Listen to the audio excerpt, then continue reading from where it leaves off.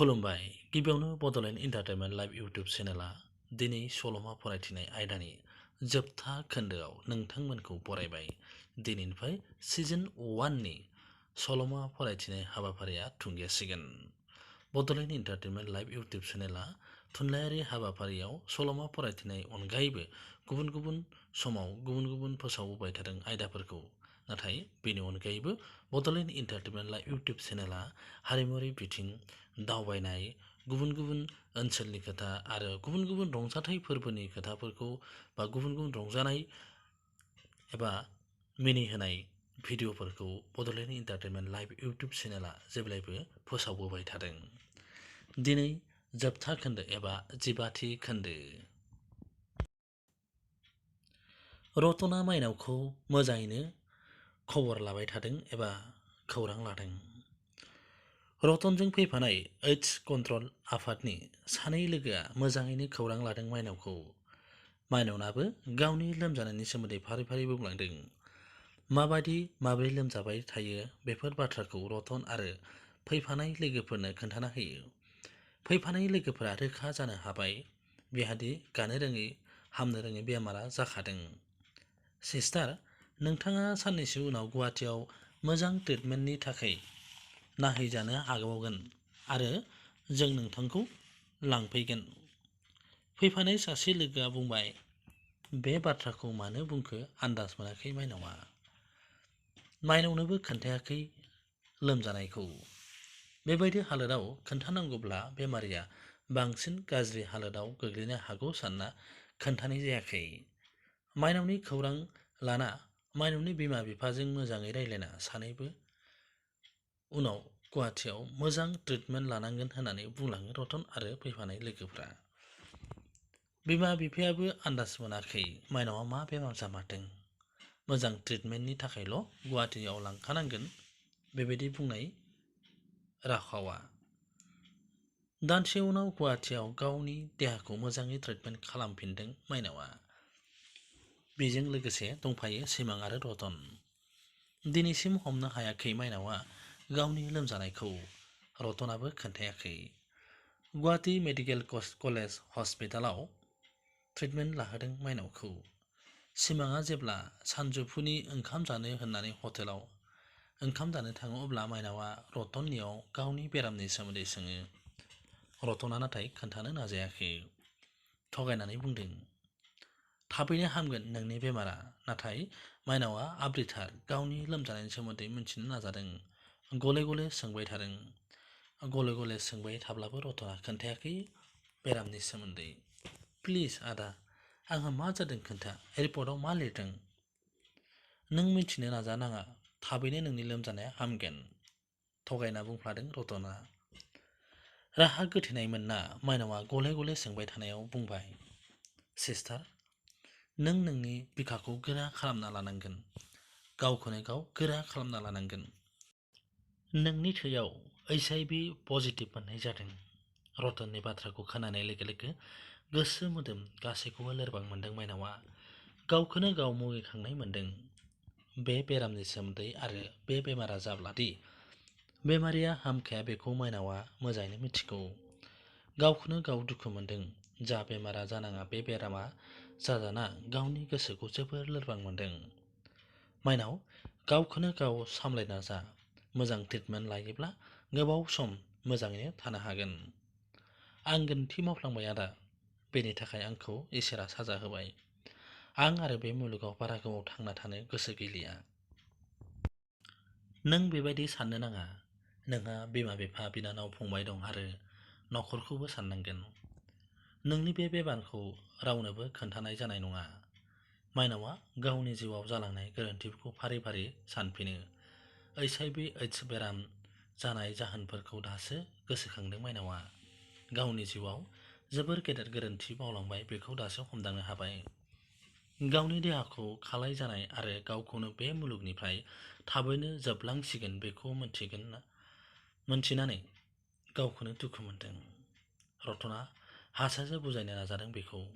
बे बेराम जाब्लादि मोजां ट्रिटमेन्ट, मोजां जानाय लोंनाय, साबसिन एबा जोथोनै थायोब्लानो गोबाव समजों थांना थानो हायो बेखौ रतना फोरमायनानै होदों। नाथाय माइनावनि गोसोआ जोबोर लोरबां जादों। गावखौ थैसिगोन सानना गोसोखौ जोबोर लोरबां मोनदों। रतना हाजासेमानि बुजायनो नाजादों माइनावखौ। आदा, बे बेराम जानायखौ रावनोबो खोन्थानांला, आंनि न'खरावबो खोन्थानांलिया आरो सिमांनोबो खोन्थानाङा। बाथ्राफोरखौ फुथेयै रावै दुखुयै बुंदों माइनावआ। रतनाबो समाय लादों बे बेराम जानायखौ रावनोबो खोन्थाया होनना। दसे सम रायज्लायबाय थायोब्ला सिमाङा ओंखाम जाखांनानै बिसोरनि सिगाङाव हाजिर जाफैयो। रतन नोंथां, नोंथाङा जाहैदो, आं नेथ'नोसै, सिमाङा बुंबाय। बिनि रावाव रतना जागोन होननानै ओंखारलांबाय। सिमाङा माइनावनि सेराव दसे थाथ'बाय। बिफा राखावा दिनै फिसा माइनावखौ GMCHआव नायनो फैदों। बेनि थाखाय न'निफ्राय जाग्रा लोंग्राबो लाबोफादों। राखावा माइनावनि सिगाङाव न'निफ्राय लाबोफानाय जाग्रा लोंग्राखौ दोनफैयो। आइ माइनाव, देहाखौ मोजां मोनबायना? डाक्टारा मा बुंदों? मोजां आफा, डाक्टारा थाब हामगोन होननानै बुंदों। माइनावआ दुखु जादोंब्लाबो बिफानि सिगाङाव गोजोननायखौ दिन्थिफ्लादों। मोजां आदै, माइनावआ थाबैनो हामगोन। सिमाङा खाथियाव गसंदोंबावो आरो गसंनानै बुंबाय। आदै, नोंसोर गैयाब्ला आंहाथ' हारसिं जेबो मावनो रोंनाय नङामोन, राखावा बुंबाय। बेबादिनो दसे गोबाव रायलायबाय बिसोरो। बिफाखौ नुना माइनावआ बांसिन दुखु मोनदों। गावनि बेमारनि सोमोन्दै जेबो फोरमायाखै आरो फोरमायनोबो नाजायाखै माइनावआ। बिफा राखावा फिसा माइनावनि हाल-सालफोरखौ खौरां लाना बेलासि जाब्ला न' फारसे फैफिननो माइनावनो 2000 रां होबोना फैफिनो। साननैनि उनाव फैफिनगोन होनना राखावा न' फारसे थाङो। दान्दिसे जाबाय गुवाहाटिनि रुमाव हारसिं थानाया। दा माइनावआ देहाखौ एसे थाजिम मोनहांदों। सम सम मुलि जाबाय थादों आरो रतना बुंलांनाय माखासे बाथ्राखौ फालिनो हमदों। जोथोनै मोजाङै आरो जानाय लोंनायाव मोजाङै साब सिखोन खालामना जादों एबा साखोन सिखोनै थादों। सानफ्रोमबो फुंबिलियाव एसे एसे ब्यामबो खालामदों गावनि देहाखौ राफोद लाखिनो थाखाय। नाथाय मोनथिखागौ गावनि बेमारा हामनाय नंलिया होनना। थेवब्लाबो हानायमानि बे मुलुगाव थांना थानो थाखाय नाजादों गावनि न'खरनि थाखाय, बिमा बिफा फंबाय बिनानावमोननि थाखाय। बिमा बिफा फंबाय बिनानावमोनखौ जेब्लाबो गोसोखांबाय थायो जेब्लानो हारसिं मोनो। गोसोखौ हारसिं मोनब्लाथाय मबाइलाव मेथाइ खोनासंना गावनि जालांनाय जाथायखौ मोनसे दारियाव लिरनो नाजायो। बेबायदिनो गावनि सुंद' जिउ जारिमिनखौ डायरियाव लिरना गालांनो नाजादों। सम मोनब्लानो सम सम गावनि गोरोन्थिफोरखौ लिरना दोनो डायरियाव। माबोरै गाव बेबायदि बेरामाव गोग्लैखो बेखौबो गावनि रेबगनजों डायरियाव लिरना दोनो। दिनैबो गावनि जिउ खौरांखौ एसे लिरनो नाजादों। बे समावनो बायहेरायाव सिमांनि रावखौ खोनानो मोनो। सिमाङा बाहेरानिफ्राय माइनावखौ गाबज्रिहरो। माइनावआ हाखु दाखु गाव लिरनाय डायरिखौ जोबख्लोबनानै गान्दु सिङाव दोनहरो आरो दरखौ खेंनानै होयो। मा खबर माइनाव? देहाखौ माब्रै मोनदों? सिमाङा सोंबाय। मोजां, नोंहालाय आदा? माइनावआ गुरैयै बुंबाय। सिमाङा मोजां होनना खोन्थाना माइनावनि हाल-सालखौ लायो। सानैबो मोजाङै सावरायलायो। कलेजनि बाथ्राखौ सोङो मानोना माइनावआ लोमजाजेननायनिफ्रायनो कलेजाव थांनो मोनाखै। सिमाङाबो कलेजनि बाथ्राफोरखौ फोरमायना होयो। कलेजाव बिखौ नुयैयाव कलिगफ्रा मिस खालामबाय थानाय बाथ्राखौ फोरमायना होयो। माइनावआबो कलेजाव थांनो नाजायो नाथाय गावनि लोमजानायनि थाखाय थांनो हायाखै। कलेजखौ गोबां मिस खालामदों। माइनाव, आं माबा मोनसे बाथ्रा बुंनो सानबाय थादोंमोन गोबाव समनिफ्राय नाथाय बुंनो हायाखै। सिमाङा बुंबाय। मा बाथ्रा आदा? बुङा मानो? दा बुंथ'ला, नोंनि लोमजानायाल' हामग्रोथों, उनाव बुंगोन। सिमाङा गावनि गोसोनि बाथ्राखौ फोरमायनो सानदोंब्लाबो हायाखै। गोसोआव माइनावखौ मोजां मोननायखौ लाखमाबाय थादों। गोसोनि बाथ्राखौ गोसोआव लाबाय थानो नाङानो आदा, थाब बुंना होनांगौ। दसे सिरि थाथ'यो सिमाङा। हाजासे गोहो लायो गावनि बाथ्राखौ बुंफोरना होनो थाखाय। आं बुंनांगौना बुंनाङा जेबो मिन्थिला, नाथाय बुंब्लाबो थानो हाया। नोंखौ नुजेननायनिफ्रायनो आं गोसो गोरबोजों नोंखौ हास्थायदों। आं नोंखौ मोजां मोनफ्लांदों, सिमाङा लासैनो बुंबाय। बिनि बाथ्रा थुंगेनाय लोगो लोगोनो माइनावआ बुंखायो, बे माब्लाबाबो जानो हाया। आदाया आंखौ बावनो नाजा। आं बायदि सासे बेमारि सिख्लाखौ हास्थायनाङा। नोंहा सोरबा दंखायो नामा? गैयाब्ला मानो आंनि बाथ्राखौ गनायनो हाया? आंहा रावबो गैया आरो रावखौबो लानो साना। आं रावनिबो हिन्जाव जानो लुबैया। आदाया आंखौ निमाहा हो। मानो? मा आं नोंखौ अननो रोङा नामा? नों नङाब्ला आंनो रावखौबो जुलि लाया।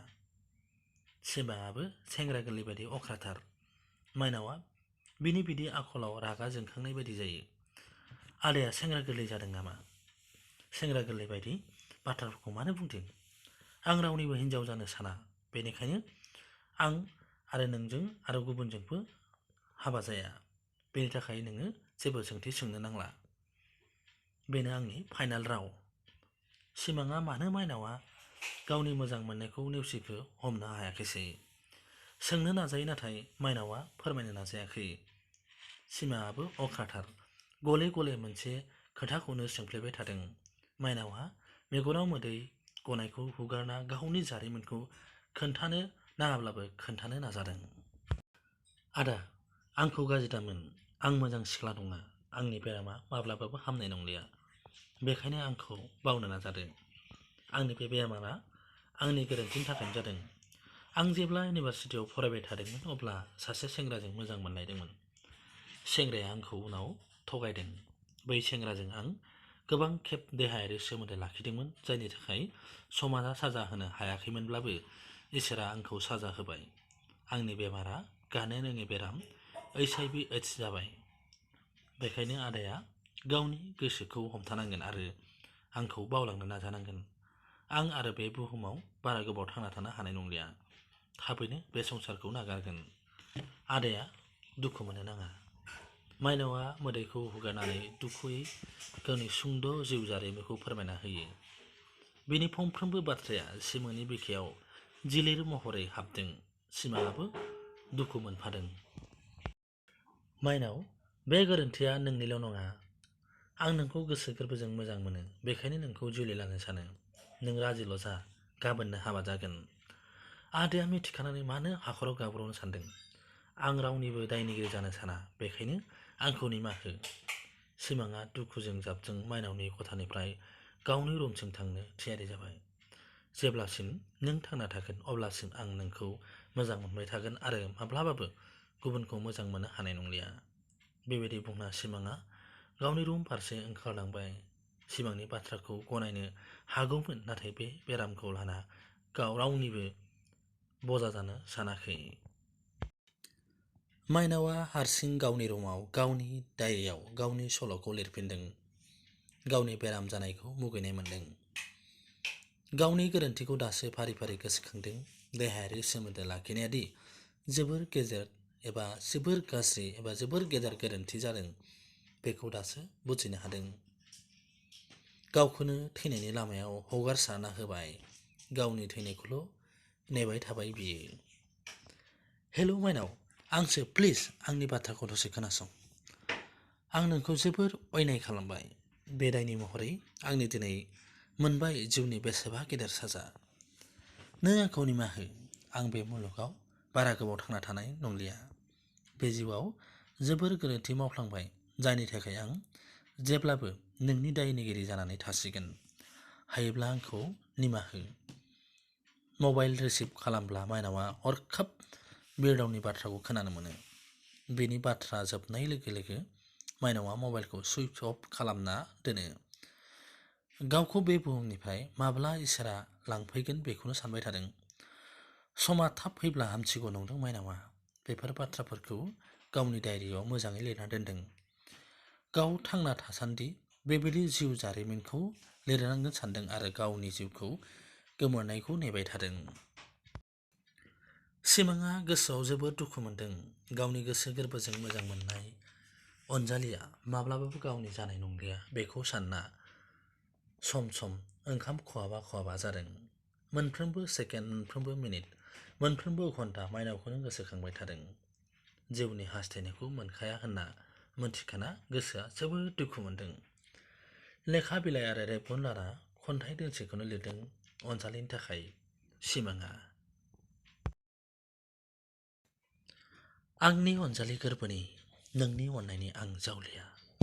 बे बुहुमाव नों अनगा आंहा रावबो गैया। नोंनि अननाय हास्थायना जेब्लाबो लिरो आं खन्थाइ। नोंनि मुङाव लिरो आं खन्थाइ। आंनि मोजां मोननाया अराय नोंनि थाखाय, नोंनि थाखाय। लोगो लोगो सल' फरायथिनाय हाबाफारिया एबा सल'माया जोब्बाय। नोंथांमोननो सल'मा फरायथिनाय हाबाफारियाव दिनै 15थि खोन्दोखौ खोनासंहोबाय। 15थि खोन्दो जोबनाय लोगो लोगो बे सल'मायाबो जोब्बाय। उनथाराव सिमाङा गावनि गोसो गोरबोजों मोजां मोननाय माइनाव सिख्लाखौ मोनाखिसै। माइनावआबो बेबायदिनो थैनायनि लामाजों फैबाय। बेराफारसे बिरदावआबो गावनि थुंगेनाय फारसे फैबाय। बुंनो थाङोब्ला बे सल'माया मोनसे दुखुजों जोबहैनाय सल'मा बुंनो हायो। नोंथांमोना बे सल'मा फरायथिनाय हाबाफारिखौ माबायदि मोनदों फोरमायहरनो दाबाव कमेन्ट खालाम, लाइक खालाम आरो शेयार खालाम। लोगोसे बड'लेण्ड इन्टारटेनमेन्ट लाइभ इउटुब चेनेला मोनसे फोसावनो सानदों। फैगौ बैसागु समाव बड'लेण्ड इन्टारटेनमेन्ट लाइभ इउटुब चेनेलहा मोसानाय आरो रोजाबनायनि मोनसे बादायलायनाय हाबाफारि लानो थाखाय, बैसागुजों सोमोन्दो थानाय बादायलायनाय हाबाफारि लानो थाखाय थागथियारि खालामबाय थादों। थाबैनो बेनि सोमोन्दै बड'लेण्ड इन्टारटेनमेन्ट लाइभ इउटुब चेनेला मोनसे फोसावगोन। गोजोन्थों।